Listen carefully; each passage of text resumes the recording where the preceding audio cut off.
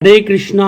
आज समझेंगे ब्राह्मण कौन है, ब्राह्मण कैसे बनते हैं। तो ब्राह्मण बनने के लिए आपको सबसे पहले शिक्षा गुरु चाहिए, देन दीक्षा गुरु चाहिए, देन ब्राह्मण दीक्षित के बाद आप ब्राह्मण बन सकते हो। तो जब आप ब्राह्मण बनते हो तो ब्राह्मण को जो भी आप चीज़ें देते हो, जो भी दन देते हो, दान देते हो, खाना खिलाते हो, कपड़े देते हो, वो सब चीज़ भगवान को लगता है।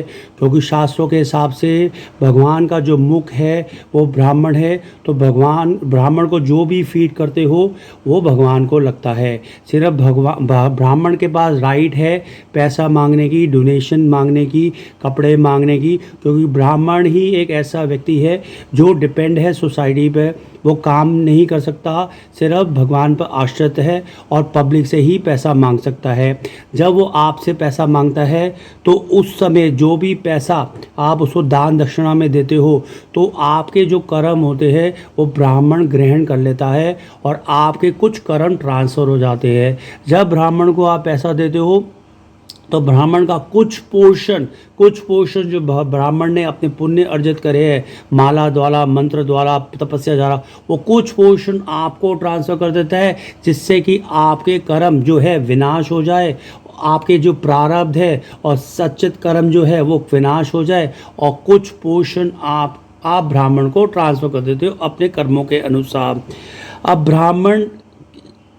ब्राह्मण में सत्वगुणी होना बहुत ज़रूरी है। अगर ब्राह्मण तामसिक है, अगर ब्राह्मण राजसिक है तो सत्वगुणी ब्राह्मण ही चलेगा, तामसिक राजसिक ब्राह्मण नहीं चलेगा। अगर उससे कोई भी विधि विधान कराते हो तो उसका इम्पैक्ट नहीं आएगा, बड़ा क्लियर है।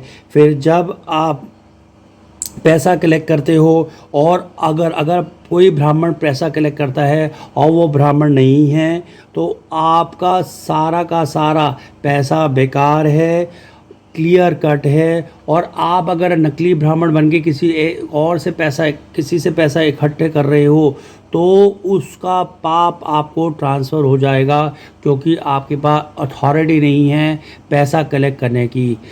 फॉर एग्ज़ाम्पल सरकारी department, finance department, income tax department के पास पावर है पैसा कलेक्ट करने की, जीएसटी के पास जीएसटी कलेक्शन की पावर है। ऐसे ही ब्राह्मण के बाद सोसाइटी से डोनेशन मांगने की पावर है और आपके कर्म को विनाश करने की पावर है। हरे कृष्णा।